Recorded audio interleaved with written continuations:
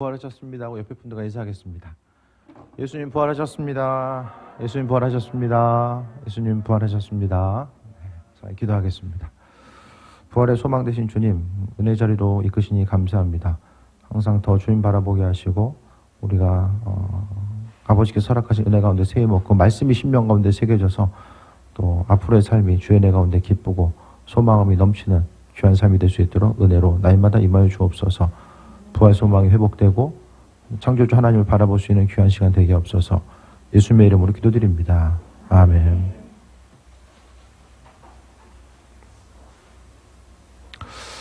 간만에 모여서 드리니까 참 어색하네요. 그렇죠? 네. 오랜만에 거의 1년도 넘게 이제 예배 나눠드리다가 같이 드리니까 다들 어색하시죠? 저만 그런가? 네.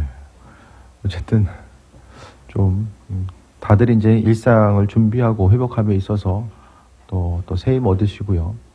소망 가지고 또 달려가는 또 부활 이후의 삶이 되시길 바랍니다.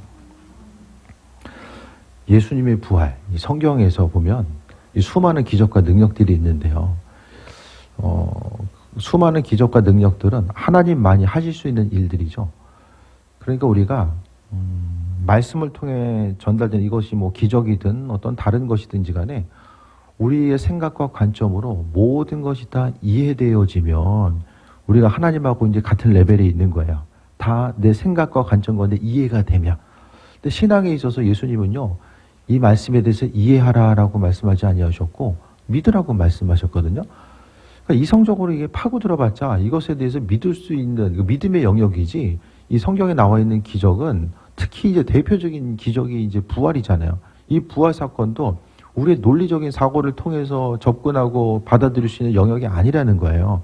그러니까 삶을 통해서 다 마찬가지입니다. 어떤 과학의 영역도 과학자들이 이야기하니까 그런가 보다 하고 이제 믿고 나아가는 세상에서도요, 이 믿음의 영역이 상당히 많이 작용하게 됩니다. 물체를 보더라도 뭐 원자나 전자나 핵, 아무리 현미경이 발달돼도 모든 미립자들을 다 발견할 수가 없거든요. 이론적으로 그냥 믿고 살아가는 거죠. 우리가 믿음의 영역, 성경은 믿음의 영역으로 이제 가져오게 되는데, 성경을 믿는다라는 건요, 믿지 않은 사람들은 그거 어떻게 믿을 수 있어?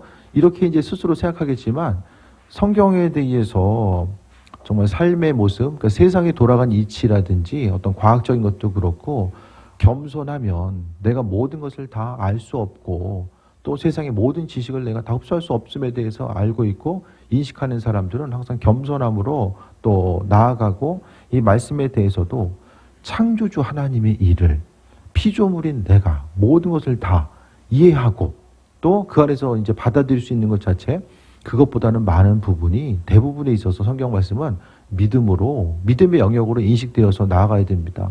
그래서 부활 사건도 마찬가지입니다. 부활이 믿어지는 사람과 믿지 않는 사람이 있을 거예요. 그러니까 믿는 사람은, 부활에 대해서 믿는 것은 어떤 것에 대해서 성경의 영역이 무슨 데이터가 있어가지고 자료 조사해가지고 믿을 수 있는 게 아니잖아요. 그냥 볼 수 있는 것은 제자들에 대한 그 반응 자체가 하나의 어떤 연구의 요소로서 제시되기도 하지만, 여러분 각자에게 있어서 예수님에 대한 부활이 좀 어떻게 다가오십니까? 예수님의 부활을 믿는다라는 것은 창조주 하나님에 대해서 믿는 거죠. 그러니까 저는요, 뭐 이게 부활절 때 자주 말씀드리지만은 두 가지예요. 제가 하나님에 대해서 알 수 있고 받아들이는 것은 저도 이제 모태신앙이기 때문에 뭐 안 믿어본 적이 없잖아요. 그래서 종이 차리고 보니까 예수 믿고 있고 막 그런 거예요. 뭐 교회 안 다녀본 적이 없으니까. 그런데요, 제가 이제 그 가정을 좀 해봤을 때 내가 믿지 않았다라고 한다면, 내가 모태신앙이 아니라 어떤 신앙에 대한 선택권이 나에게 주어졌다라고 한다면, 이 예수님에 대한 부활, 창조주 하나님, 그냥 성경 책에 있는 하나의 어떤 신화적인 요소로 넘어가기에는 세상에 너무나도 많은 사람들이, 좀 이제 카톨릭까지 더하면은 거의 뭐 이제 3분의 1 가량의 지구상에 있는 사람들이 어떤 신앙을 가지고 살아가게 되는데, 뭐 기독교인들만 하더라도 어쨌든 상당히 많은 수가 이제 하나님에 대해서 믿음으로 고백하잖아요. 나 자신이 신앙인이 아니었음을 만약에 생각했을 때는 가장 중요한 게 자연 계시입니다. 자연 계시. 이 세상의 모든 것들, 꽃도 필 때 되면 펴요. 떨어질 때 되면 그냥 여지없이 떨어져요.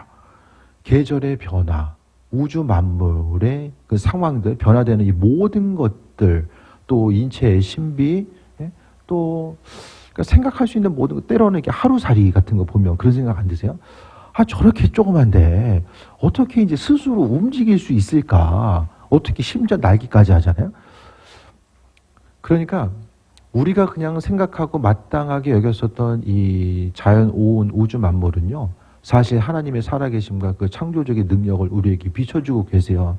그래서 제가 자주 말씀드리잖아요. 계절의 변화는, 환경의 변화, 눈에 보여지는 어떤 동식물들, 우주의 변화는요, 하나님의 창조성과 그분의 살아계심과 인도하심을 우리에게 비춰주고 계시는 가장 강력한 증거입니다. 그래서 하나님은 우리에게 어떤 다양한, 개별적으로 어떤 다양한 기적적인 능력을 베풀어 주시지 않는다라고 할지라도 하나님은 그분의 살아계심과 인도하심을, 부활하신 그분은 계속해서 우리의 삶의 여정 가운데 함께 하신다는 거예요.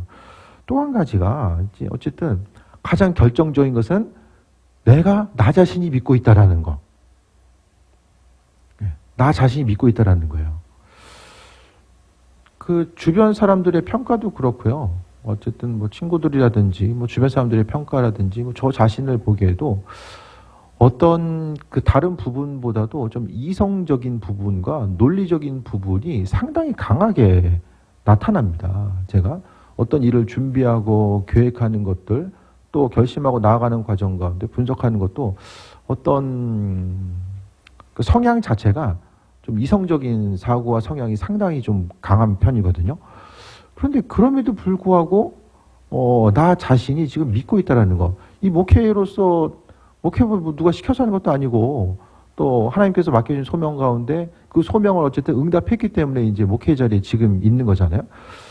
근데 나 자신이 다른 누군가보다도 나 자신이 믿고 있다라는 것 자체, 단순히 믿는 것이 아니라 이 신앙 공동체 가운데서 목회자로서의 이 삶을 헌신하며 살아가는 것 자체가, 그러니까 저 나름대로의 그동안의 그 삶을 통해서 내 이성적인 사고 체계를 통해서 하나님의 살아계심과 인도하심이 이제 이게 받아들여진 거예요. 제가. 그러면은 이성적인 사고를 가지고 있으면서도 어떤 이들은 그 창조주 하나님에 대해서 받아들이고 어떤 이들은 여전히 받아들이지 못한 상태가 있거든요. 그 차이점이 뭘까를 생각했을 때에 저는 다른 어떤 것보다도 신앙적인 부분을 접할 기회가 많았던 거죠. 환경 가운데서 어떤 뭐 기도라든지 집회라든지 때로는 스스로 기도하고 말씀을 보는 순간이라든지 나 자신이 그 하나님의 그 어떤 신앙의 영역을 접할 수 있는 기회가 많이 있었기 때문에 그 가운데서 하나님은 그분의 살아계심과 인도하심을 저에게 비춰주시기가 훨씬 편했던 거죠. 그러니까 무엇보다도 어떤 신앙적인 관점과 믿음의 고백, 그러니까 우리가 먼저 부활하신 주님에 대해서 우리가 뭐 믿어진 이들도 있고 좀 긴가민가한 이들도 있을 거예요. 잘 안 믿어지면 우리가 하나님은요 말씀에 쓰여졌으니까 무조건 믿으라고 강요하시는 분이 아니라 충분히 우리로 하여금 생각할 수 있고 그분의 살아계심과 인도하심을 경험할 수 있도록 은혜로 베풀어 주시는 거거든요. 그러니까 최소한 도대체 이 부활 사건이 뭐냐, 예수님 정말 부활하신 게 맞는가라는 이 내 안에 있어서의 그런 분명한 질문, 믿어지지 않으면 그런 분명한 질문들이 선행되어야 되고요. 주님과의 관계성, 믿음에 대해서 생각하고 또 돌아보고 내 삶에 있어서 주님이 누구인지에 대해서 내 사고 체계를 통해서 다시 한번 점검해 봐야 돼요. 그러니까 그동안 이제 쭉 믿어왔기 때문에 앞으로도 계속 믿는다가 아니라 순간순간 이 말씀 가운데 계신 하나님은 지금도 내 삶의 여정 가운데 무슨 일을 어떻게 하고 계시는가를 경험할 수 있어야 되는 거죠. 기독교 신앙은 죽은 게 아니라요, 날마다 주님과 호흡하고 함께하는 신앙의 모습. 그러니까 기독교 신앙은 살아있는 거예요. 그래서 삶의 순간순간마다 주님과 교제하는 그 온전한 모습. 그래서요, 부활 사건이 이제 매년 부활절은 돌아오는데 그 부활할 때마다 그냥 부활하셨나 보다, 그게 아니라 이 시대의 수많은 이들이 이성적인 사고와 논리적인 사고를 꿰뚫고 나아갈 수 있는 그 창조주 하나님의 능력이 무엇인지를 경험했기 때문에 그것을 통해서 이 땅 가운데 여전히 믿음을 붙들고 삶을 살아갈 수 있게 되는 것입니다. 그래서 부활신앙도요,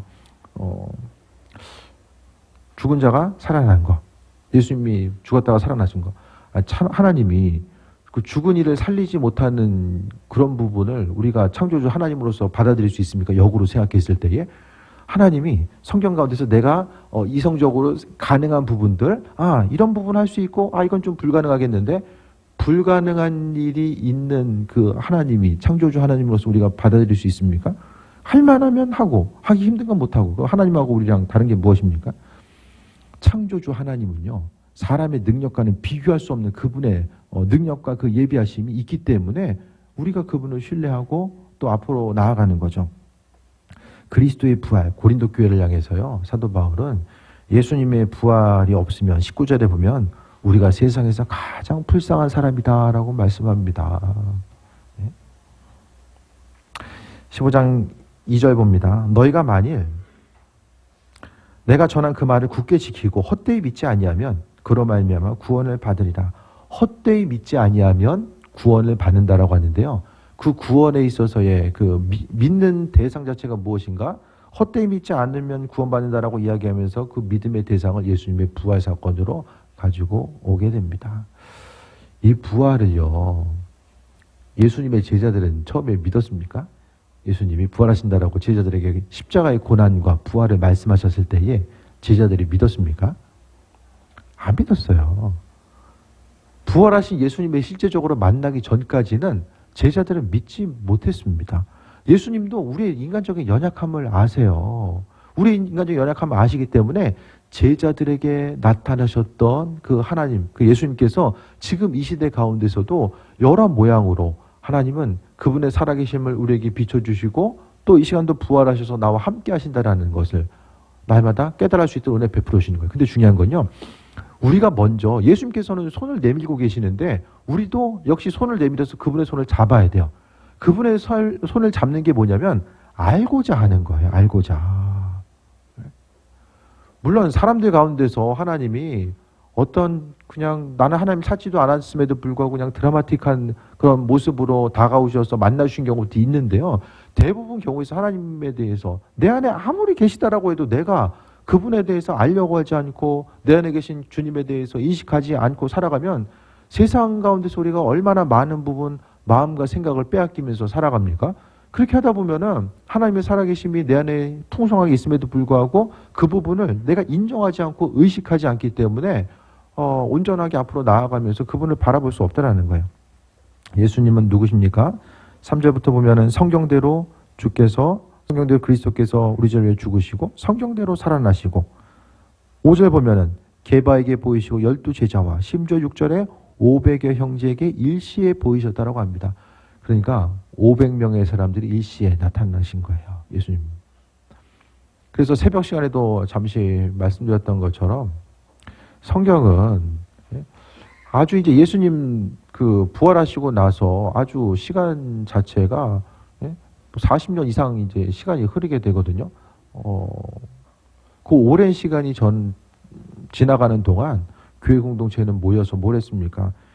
이 500명의 사람일 수도 있고요. 주님의 제자일 수도 있고요. 사람들이 모여서 예수님 이런 분이셨어. 이렇게 고난당하시고 이런 일을 행하시고 내가 봤는데 500명의 사람들하고 같이 봤는데 예수님 부활하셨다. 그것에 대해서 일시에 이제 예배의 순간순간마다 나누게 됩니다. 그래서 신앙 공동체는요, 신앙 공동체의 출발점 자체는 예수님의 부활에 있었다라는 거예요. 그러니까 예수님의 부활 사건을 경험한 이들이 없었으면 교회 공동체는 그대로 사라져요. 있을 수가 없는 거예요. 그러니까 2000년의 시간이 넘게 지금까지 교회 공동체가 유지될 수 있었던 것은 부활을 경험한 이들의 신앙의 고백이 그냥 그들의 고백으로 끝난 것이 아니라 어떤 이들이 모여서 이제 함께 모여서 예수님 부활하셨어를 이것을 나누잖아요. 그러니까 그 나눈 이야기를 들은 다른 성도들이 그 얘기를 듣고 주님에 대한 부활에 대한 소망함을 갖는 거예요. 그래서 눈으로는 볼 수 없지만 삶을 통해서 그리스도 예수 주님을 경험함이 계속되었고 그 신앙 공동체의 그 주님을 경험했었던 그 신앙 경험들이 함께 공유되면서 2000년 기독교의 역사가 이루어질 수 있었다라는 것입니다. 그러니까 창조주 하나님, 그 우리의 생각보다 이제 사단은 계속해서 삼킬자를 찾으려 오는 사자같이 삼킬자를 찾는다라고 하는데 사단이 신앙 공동체가 성장해 나아가는 것을 방해하잖아요. 그 강력한 방해를 뚫고 나아갈 수 있었던 것은 하나님의 능력, 부활하신 주님의 능력, 성령으로서 함께 하시는 그분의 능력이 우리의 삶의 여정 가운데 함께 했기 때문에 이 모든 것이 가능한 것입니다.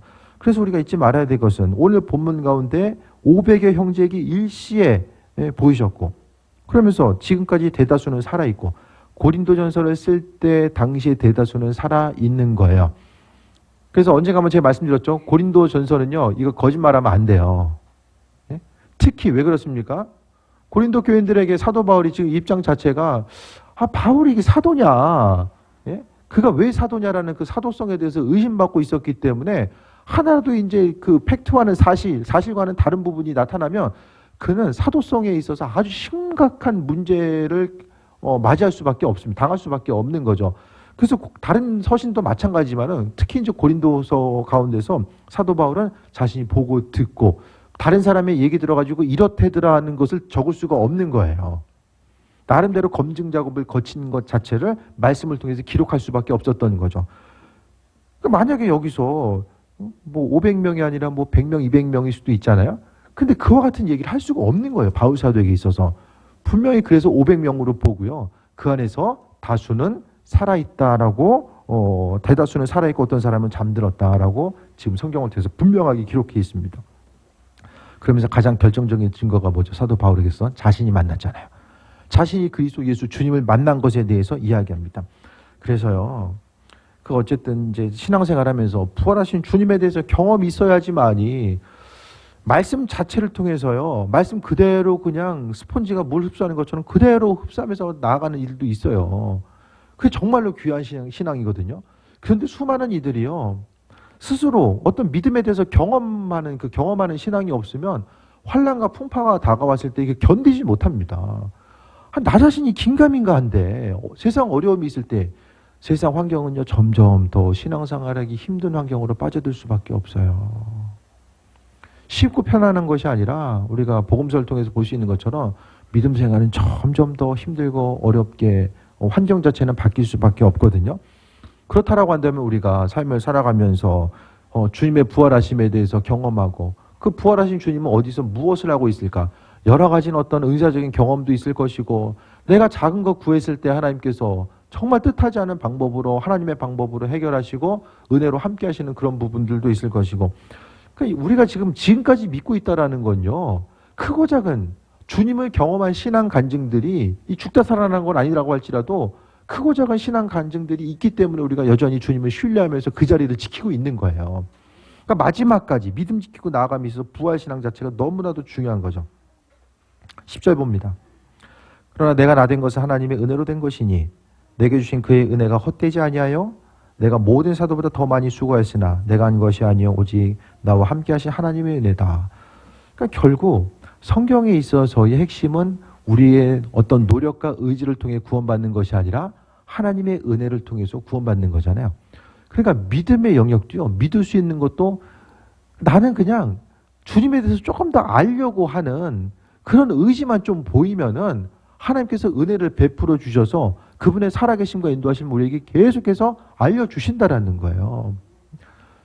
안 믿어지면 주님, 하나님 살아계시면 이게 믿을 수밖에 없는데 계속해서 간구하세요. 알려고 하고 묻고자 했을 때 하나님은 그분이 왜 부활하셔서 내 삶의 정건에 함께 하시는지를 분명히 깨달을 수 있도록 은혜로 베풀어 주십니다. 근데 12절에 봅니다. 부활하셨는데 수많은 사람들이 또 믿고 의심하는 거예요. 예수님 부활하시면 의심하는 사람들이 나타납니다. 그러니까 예수님 여기서 보면은 고린도서도 마찬가지고 이 바울의 서신 자체가 훨씬 앞쪽이에요. 복음서보다 훨씬 더 앞쪽인데, 그러니까 예수님의 부활을 그 당시에 이제 이건 몇십 년 안쪽이거든요. 뭐 정확한 연대는 좀 찾아봐야 되겠지만은 그래도 예수님의 부활하심을 경험했었던 그 동시대에 경험했었던 수많은 사람들 함께 호흡했었던 그들도 고린도 교인들은 이방인이잖아요. 그러니까 예수님의 부활을 직접 목격한 사람들에게 복음을 받아들인 이들도 예수님의 부활 자체를 믿고 나아가는 것이 이제 이게 어려움이 있었던 거예요. 왜냐하면은 헬라 사상은 무엇입니까? 이성을 강조해요. 논리성과 이성을 강조합니다. 그렇게 하다 보니까 어떤 믿음의 영역을 가지고 가기가 쉽지 않은 거야. 그래서 고린도 교인 가운데서는요, 수많은 은사와 능력들, 뭐 하나님께서 베풀어 주신 수많은 은사와 능력들이 나타났음에도 불구하고 이들은 여전히 이제 의심하는 사람들이 있습니다. 12절에 그리스도께서 죽은 자 가운데서 다시 살아나셨다 전파되었거늘 너희는 어째 너희 중에서 어떤 사람들 어째 죽은 자 가운데서 부활이 없다 하느냐. 교회 공동체 가운데 부활이 없다라고 하는 사람들이 있었다라는 거예요. 그들을 향해서 바울은 이야기합니다. 죽은 자의 부활이 없으면 그리스도도 다시 살아나지 못하셨으리라. 하나님의 부활이 능력이 없으면 예수님은 부활하지 못했을 것이고 14절에 그리스도께서 다시 살아나지 못했으면 우리가 전파하는 것도 헛것이고 믿음도 헛것이다. 다 그냥 헛짓하는 거다. 교회 자체는 예수님의 부활이 없으면 믿을 필요가 없어요. 인천 친목회 광염지부 이제 이게 되는 거죠. 요즘 뭐 잘 모이지도 않잖아요. 친목회 되는 거예요. 친목회. 아니 우리가 인천에 사는 거 빼고 예수님 아니면 뭐 공통점이 뭐가 있습니까? 서로 공유하면서 대화를 이어갈 만한 공통점이 뭐가 있습니까? 예수님 아니면 공통점이 없어요. 아무것도 없습니다. 그 예수님 때문에 모인 거거든요. 그 예수님, 그분의 부활하심이 아니면 다 헛거다. 바울 자신도 제가 말씀드리자면 열심히 말 타고 다니는 사람들이 계속 사도 바울이 이제 말 타고 다니다가 쫓겨다니고 헐벗고 굶주리고 매 맞고 15절 보면 또 우리가 하나님의 거짓 증인으로 발견되리니 우리가 하나님이 그리스도를 다시 살리셨다고 증언했었습니다. 만일 죽은 자가 다시 살아난 일이 없었으면 하나님이 그리스도를 다시 살리지 아니하셨으리라 라고 말씀합니다. 그러니까 부활신앙이 무너지면 신앙생활은 토대가 다 무너지는 거예요. 아무것도 없어요. 교회 공동체는 아무것도 있을 수 있는 것들이 없다라는 거예요. 16절 봅니다. 만일 죽은 자가 다시 살아난 일이 없으면 그리스도도 다시 살아나는 일이 없었을 터이요. 17절에 그리스도께서 다시 살아난 일이 없으면 너희 믿음도 헛되고 너희가 여전히 죄 가운데 있을 것이요. 죄의 문제를 해결할 수가 없어요.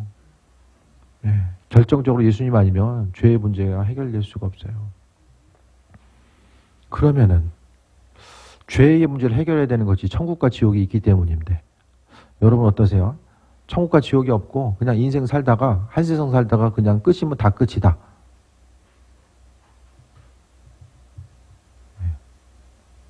그러면 지금 인생 살아가는데 별 문제 없으십니까? 천국과 지옥이 없고 한 세상 살다가 끝이면 세상 살아가는 것에 있어서 내가 지금 하루하루 살아가는 것에 아무런 문제가 없습니까? 영향을 주는 게 없어요? 아무리 하나님 나라가 없으면 이 세상이 끝이라고 한다면 아무리 열심히 삶을 살아가도 소망이 없다라고 한다면 굳이 뭐 살 이유가 뭐가 있습니까? 힘든데 고민하고 걱정하고 갈등하면서 굳이 왜 살아야 됩니까? 그 살 이유가 있습니까? 그냥 자식 때문에 살아야 됩니까? 자식들 결혼하는 것까지 봐야 되니까 그냥 살아야 됩니까? 이거 되게 심각한 문제 같아요. 저 자신에게는 되게 심각한 문제 같아요. 한 세상 살도 끝이면 인생같이 허무한 게 어디 있습니까? 굳이 뭐 힘들게 아둥바둥하면서 고민하면서 갈등하면서 살 필요가 있습니까? 한 세상 살다 끝이면 가진 것이 너무 많아가지고 이제 인생을 사는 게 아니라고 한다면 아무 근심 걱정 없이 내가 할 수 있는 것들 다 누리면서 살 수 있는 그 부분 아무리 누려도 이 땅에서 줄 수 있는 기쁨과 행복함은 한계치가 있잖아요.